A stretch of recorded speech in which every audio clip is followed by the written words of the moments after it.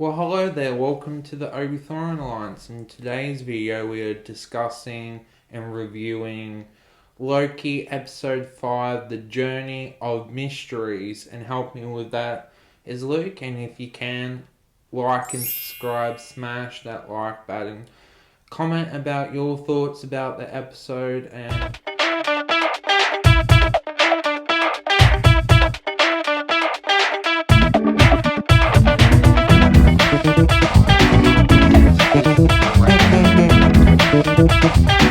I guess where we can begin, Luke, is give us a rough summarize the episode.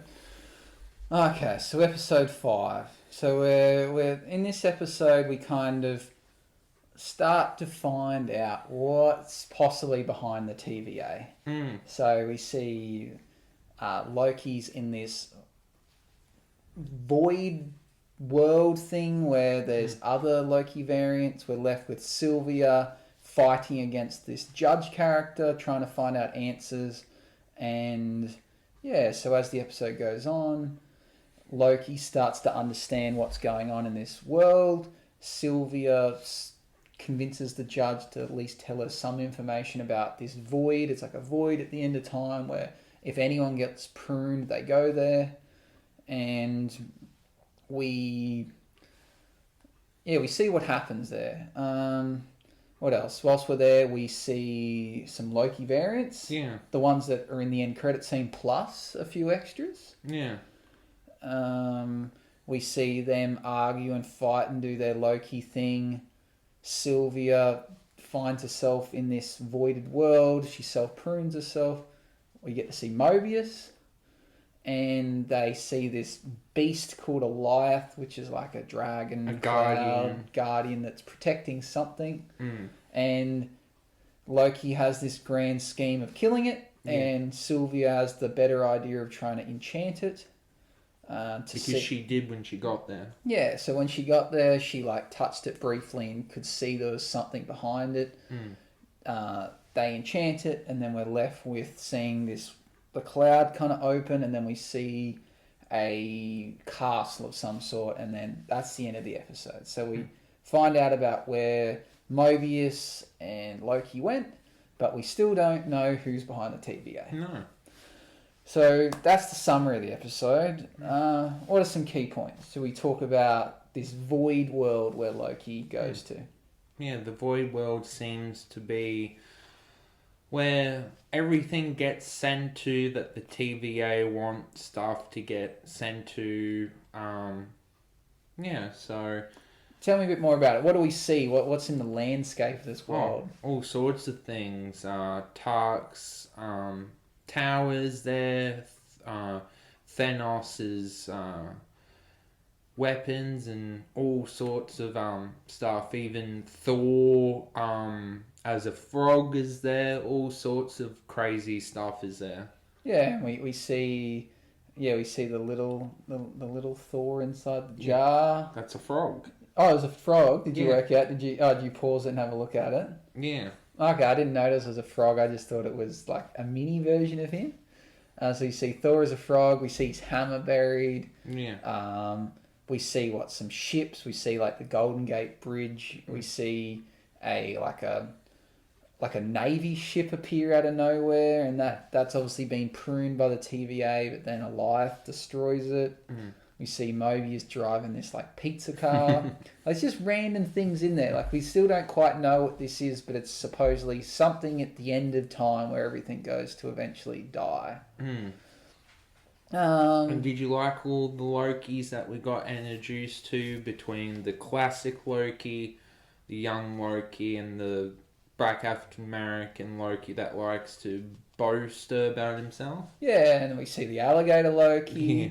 And then we see a whole bunch of random other Lokis we don't know much about. We do see the one that's a mirror image. The president. Yeah, that looks like, Tom Hiddleston. But yeah, he has the president badge. I remember that. And he's like in his world, did Loki become the president of the United States or something? And I wouldn't put it past Loki. And we see the Lokis backstabbing each other. One Loki dobbed in the other Loki so that the group of Lokis could come to his den. But then that Loki was Tom Hiddleston's mirrored version wanted to be the king or the leader, but then the other's like, no, I'm going to be the leader, and then Loki's having an all-out fight, which is a good funny scene. What else? So we learn a bit about the backstory about the little Loki. What's his backstory? They killed his brother Thor, and that's his Nexus event. Yeah, and then they find out a tiny bit about the alligator Loki. Yeah, he eaten his next door neighbor's cat. Yeah, it was funny. Like, know a bit more about that. And the older Loki, he's like a master sorcerer. Yeah. He tells about this tale of how when he saw Thanos, that he created a version of himself so realistic that he then escaped and lived for like 50 years on a different planet. And then the moment he tried to get off the planet, the TVA showed up. That was his Nexus event. Yeah. And then the black Loki, he's got like Thor's hammer, and what he reckons his Nexus event was getting what? He killed all the other Avengers and got 6 of the Avengers. 6 Infinity Stones out of the 5. Only 6 out of 5. So, and they all just kind of laugh at that. So that's his. So we find out a bit about their backstory, which is cool. I don't know if we'd get a spin-off on any of them, but it's cool to get some kind of context to where the variants come from. Because I thought that the female was a variant because she was a female, and I assumed all the other Lokis were going to be identical to Tom Hiddleston's Loki, but they were all their own alternate universes.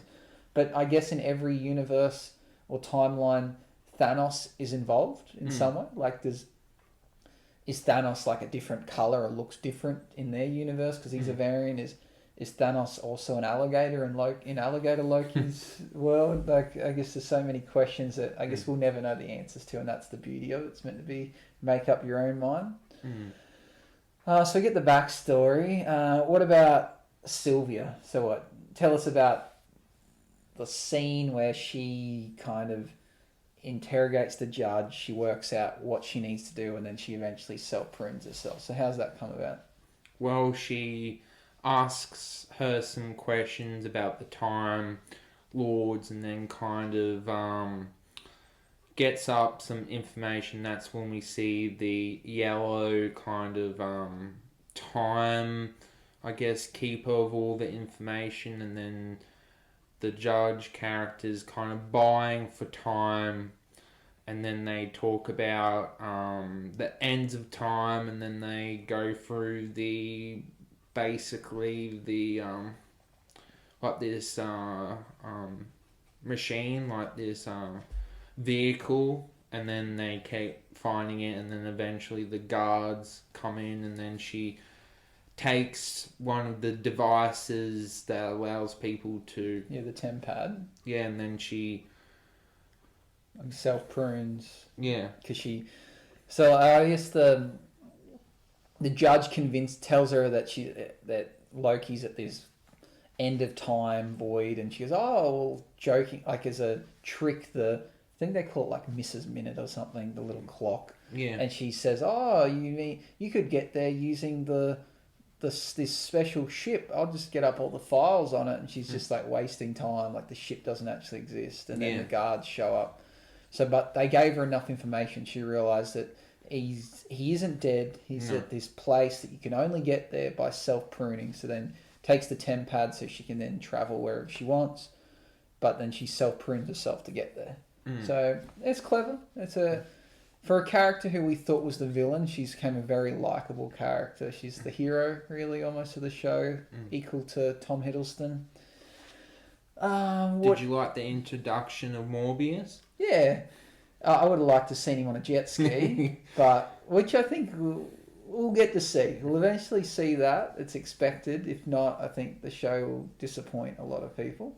Even though it's not important, it's just everyone's expecting it to happen. Did you buy that he got that vehicle at that precise moment? Because that's the only problem I have with the episode, is that it has conveniences. Like, she end up pruning herself, and they all got sent to exactly the same place. Like, she could have been wrong and she could have got sent somewhere else, but I think the more I think about this idea of conveniences, every show we watch and movies, Does. there's always, and I guess that's what makes it interesting, because if it didn't have these conveniences, it would just be real life and it wouldn't be Yeah. interesting. That's true. So, when they go over the top with conveniences, that's my problem. But they have to happen, otherwise we wouldn't have a story to tell. Yeah, and it was funny seeing Morbius rock up with a pizza car. Yeah, like to know why that's there, why that got pruned, what that did in its time variant. Did it deliver a pizza late that it was meant to be on time to, or delivered a pizza on time that it was meant to be late to, so it got taken in by the TVA? I don't know. So do you buy the idea of how they took out Eliath? With basically using their mind powers. Yeah, so she wanted to enchant him, and Loki's like, I don't know how to enchant, and she's like, oh, you're a Loki, you're the same as me, you do, and then he suddenly learnt to enchant. It was really quickly. Yeah, he learned it on the spot because he needed to, and then we're left with the castle. What do you think? What do you think is in store? What's in that castle? Who lives there? What could it be? I think it will be teased throughout the show that it's Kane the Conqueror, because they've cast an actor for Ant-Man and the Wasp that's coming out in 2023, so it'll be like basically having him being set up so people recognise him as the villain for the movie, or because the show's centered on Loki, will be a villain Loki.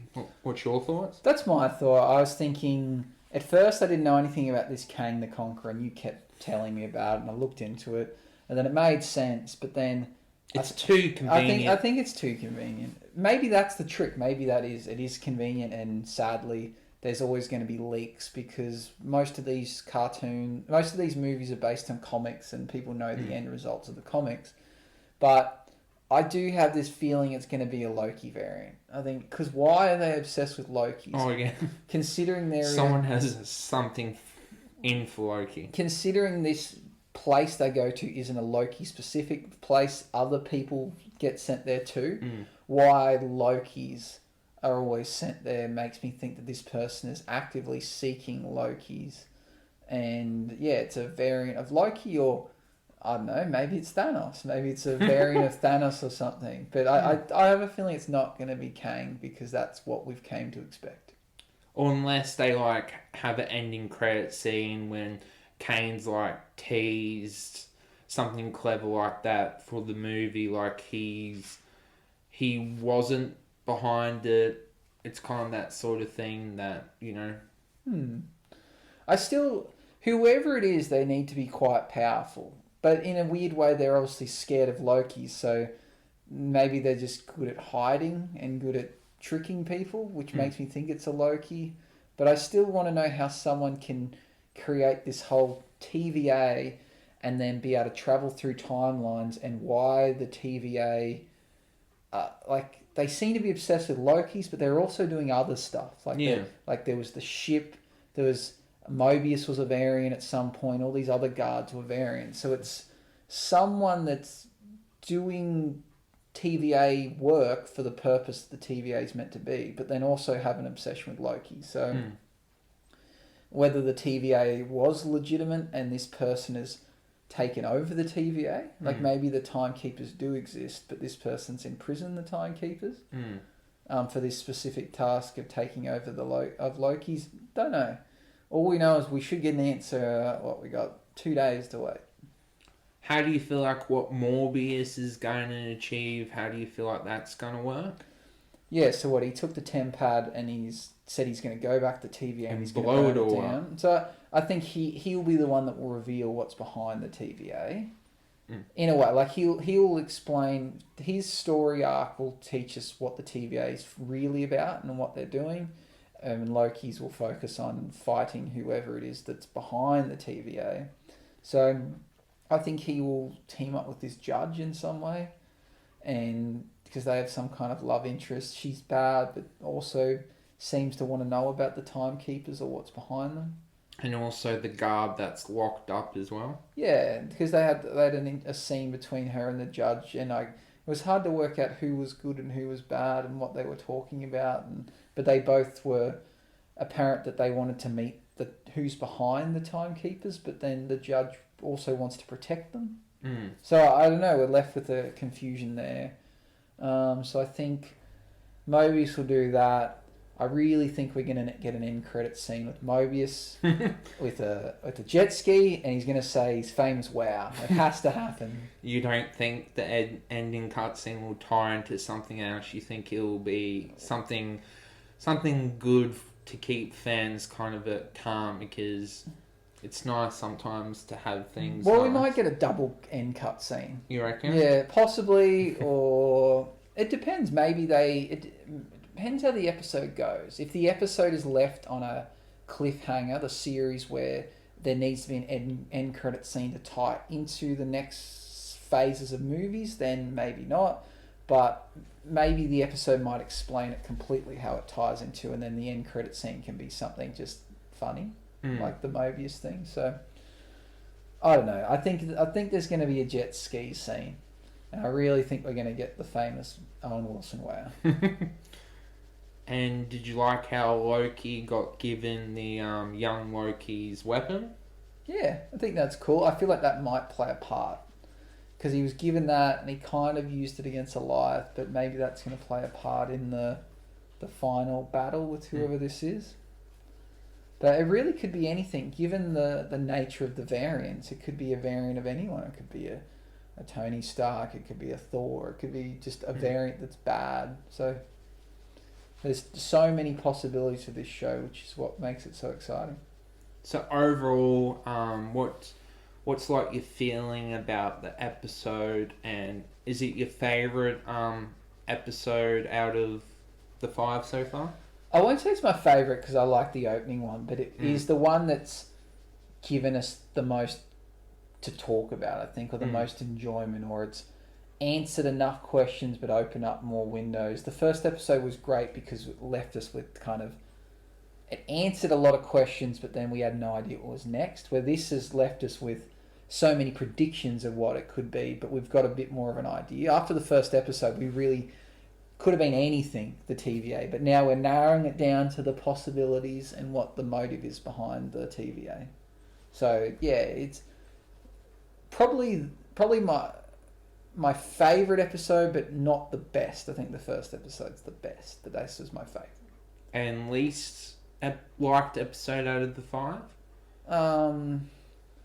Probably the episode 3. Yeah, I'd say that. That's episode 3, where what happens in episode 3 again? We basically get told that the TVA are basically variants themselves, and that's when they're stuck on Apocalypse. Yeah, that's definitely my least favourite episode. We've talked about it before. It's not a bad episode, it just could have been a bit better, and it was kind of like somewhat of a filler episode to lead to something bigger, but they could have did it in plenty of different ways, and I'm not saying it was bad, it was just not as good as the others. What do you think? What was your favourite and worst? I think number 1 set it up perfectly, so I guess for that reason probably episode 1. But I think number 5 will probably be, depending on how number 6 go, number 5 is probably favourite, and probably episode 3. If I had to be critical, would probably say episode 3, because we basically found out about the TVA variants themselves, but besides that, nothing really happens. So describe with a word your episode, I guess, rating. How would you describe an episode rating? A rating. Or describe in a word your... if I was going to go a word, I'd go, wow. Okay, wow. Yeah, Owen Wilson, wow. I guess a rating, it's a good, a really good episode, above average, excellent almost episode. What do you think? Yeah, I'll go good to wow. Yeah. Maybe that's our new rating. Wow should be the top rating. Okay. And you can see if you can get an Owen Wilson wow. I don't know if we've had a show or episode yet that deserves it, but we could get there with the last one. Yeah. Before we wrap up, prediction. Who do you think is going to be the TVA. You get one Villain. guess. Who's going to be the villain? What's their motive? Oh, it's going to either be Kane the Conqueror or Loki. You get one. You got to pick one. I got to see if we can get it right. Okay.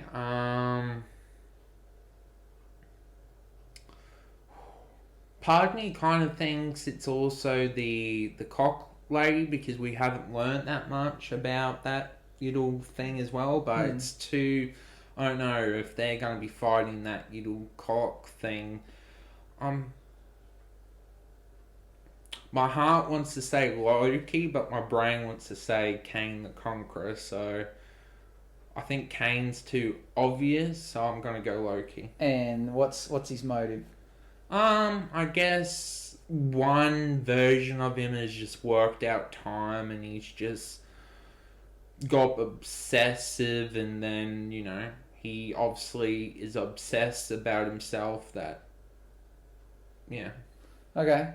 I'm going to go the same. I think it's a Loki. Yeah. And I reckon he has, I don't know, somehow learnt that the only way for him to survive is for all other Lokis on the timeline to not survive. That's true, yeah. So he is hunting the other Lokis in order to be the only Loki, or he thinks that as long as other Lokis exist, they might come after him, and he wants to be the one powerful Loki. So I'm thinking it's a Loki. Cast by who? Tom Hiddleston? Yeah, I think it'll be the same looking Tom Hiddleston Loki. Yeah. Like and subscribe. Thanks for watching the video. Let the force be with you. Bye bye.